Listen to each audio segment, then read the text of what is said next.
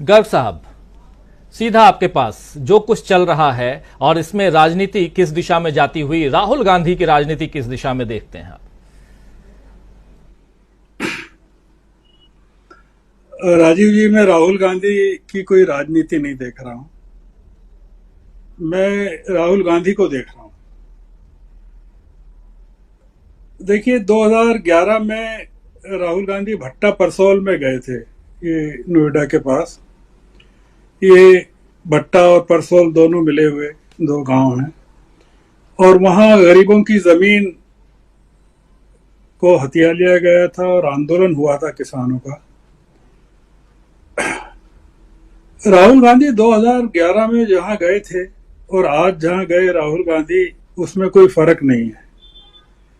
ये हमारी आंखों में फर्क आ गया है,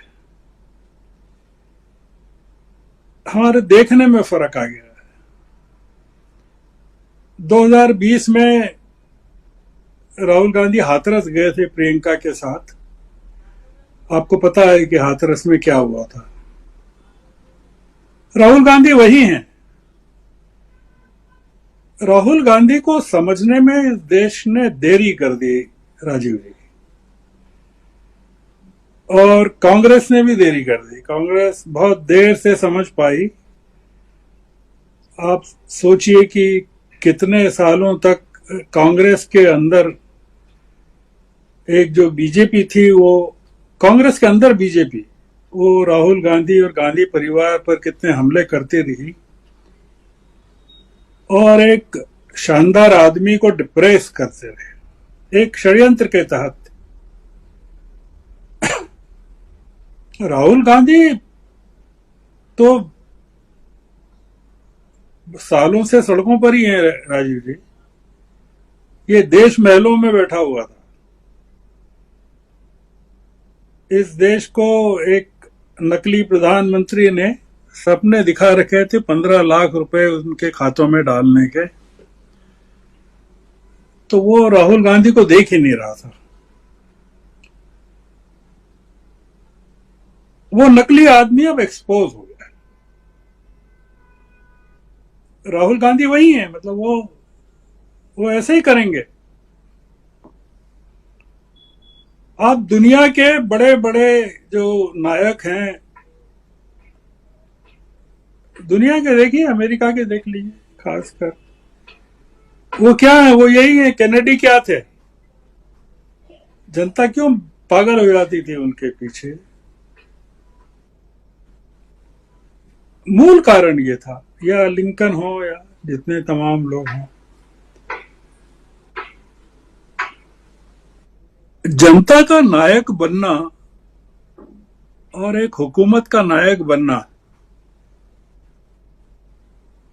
राहुल गांधी महात्मा गांधी बनने की कोशिश कर रहे हैं, जयप्रकाश नारायण बनने की कोशिश कर रहे हैं।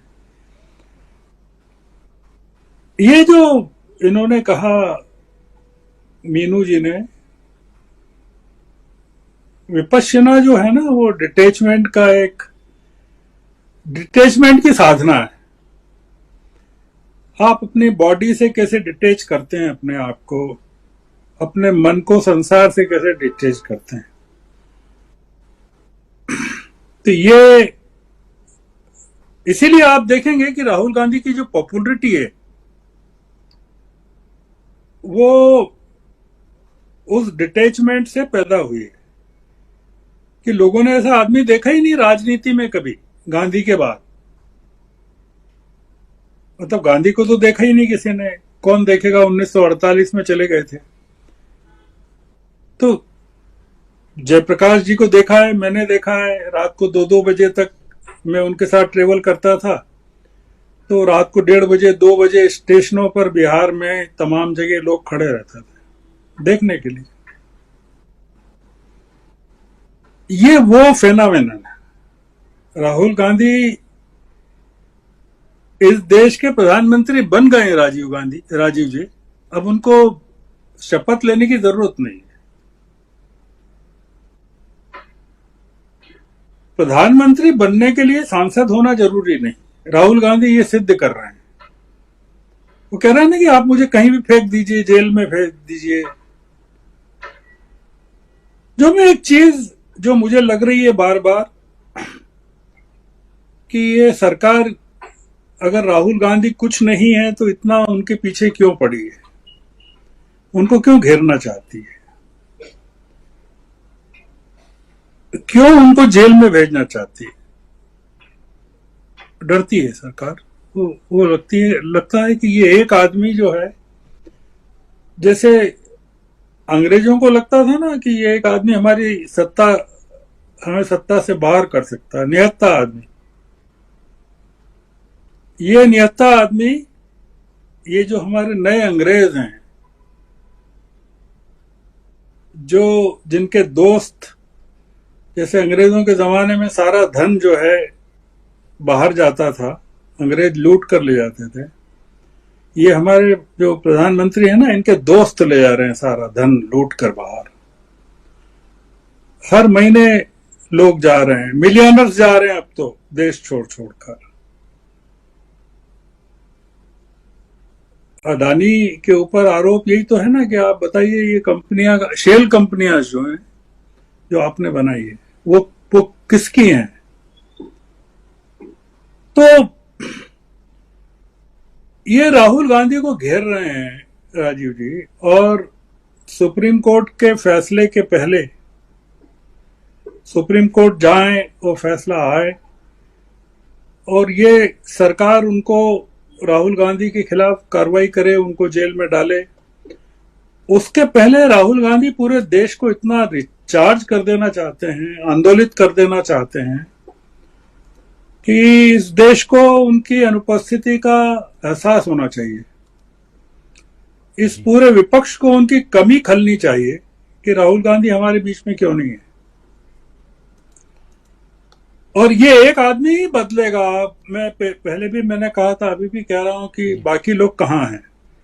वो जो पटना में इतनी पार्टियां थी, उनके नेता कहाँ हैं? वो सड़कों पर क्यों नहीं दिख रहे? राहुल गांधी के बगल में खड़े हुए क्यों नहीं दिख रहे? वो नहीं दिखेंगे, क्योंकि राहुल गांधी जैसी सामर्थ्य पैदा करना, उनके जैसी ईमानदारी उनके चेहरे पर नहीं है। वो कहीं ना कहीं, ये जो आपने तेलंगाना की सभा का जिक्र किया, आपने देखा कि मध्य प्रदेश में आए थे प्रधानमंत्री, तो उन्होंने एनसीपी पर हमला किया था, पवार की पार्टी पर, और आरोप लगाया था 70,000 करोड़ रुपया का भ्रष्टाचार का आरोप लगाया था। और क्या हुआ? सारे भ्रष्टाचारियों को शामिल कर लिया उन्होंने अपनी पार्टी में। तेलंगाना में क्या किया उन्होंने? यही किया है। अब वो जो वहां के मुख्यमंत्री की बेटी को जो आज जो चर्चा आपने बताई है, दिल्ली तक तार जुड़े हैं, वो वही है ना, शराब कांड है वो। आप आम आदमी पार्टी के नेताओं के साथ जो जुड़ा हुआ, तो ये दबाव की राजनीति कि अब आप भी भारतीय जनता पार्टी में शामिल हो जाओ, नहीं तो आपको भी हम खत्म कर देंगे। ये जो राजनीति चल रही है, और राहुल गांधी ने ऐसा कुछ नहीं किया। अगर आपको याद हो राहुल गांधी का भाषण भारत जोड़ो यात्रा के दौरान, जब वो तेलंगाना गए थे और तेलंगाना में उन्होंने सभा की थी, ये तो काफी पहले की बात है ना, चुनाव का तो तब कुछ था भी नहीं। तब उन्होंने केसीआर की सरकार पर आक्रमण किया था और उन्होंने कहा था कि हम इस सरकार के खिलाफ लड़ाई लड़ेंगे, इस सरकार से समझौते का कोई सवाल ही नहीं उठता। राहुल गांधी समझौता नहीं कर रहे हैं। दिक्कत यह है, राजनीति में नहीं कर रहे हैं, कांग्रेस के अंदर नहीं कर रहे हैं। बीजेपी को एक उम्मीद थी कि मध्य प्रदेश में झगड़े होंगे, कांग्रेस में वो नहीं हुए। फिर उम्मीद थी छत्तीसगढ़ में होंगे। आपने देखा कि सिंहदेव को कैसे उप मुख्यमंत्री बना दिया, और आपने देखा ना कितने स्मूथली उन्होंने राजस्थान का मामला निपटा दिया। आपने देखा हो कभी विजुअल्स की, कैसे मीटिंग के बाद पायलट मुस्कुराते हुए बाहर निकले, कि जैसे कोई संकट में फंसा पायलट अपने विमान को सफाई के साथ नीचे उतार लेता है, वो मुस्कुराहट थी उनके चेहरे पर। और गहलोत साहब आए नहीं जानबूझ करके मीटिंग में, वो वर्चुअली मौजूद थे। ये कमाल राहुल गांधी कर सकते हैं। जो वो कर रहे हैं, और एक नए फेज में राजनीति है अभी, और क्रिटिकल फेज है, ये बहुत क्रिटिकल फेज है। और एक जो आखिरी बात है वो ये कि जो अहमदाबाद हाई कोर्ट के फैसले के बाद इस तरह से खेतों में जाने का काम तो कोई आ, संत पुरुष ही कर सकता है, कोई आम आदमी नहीं कर सकता। ये बड़ी घटना है भारतीय राजनीति की। मैं अभी इतना ही बोलना चाहता हूँ। जी जी, बिल्कुल बिल्कुल।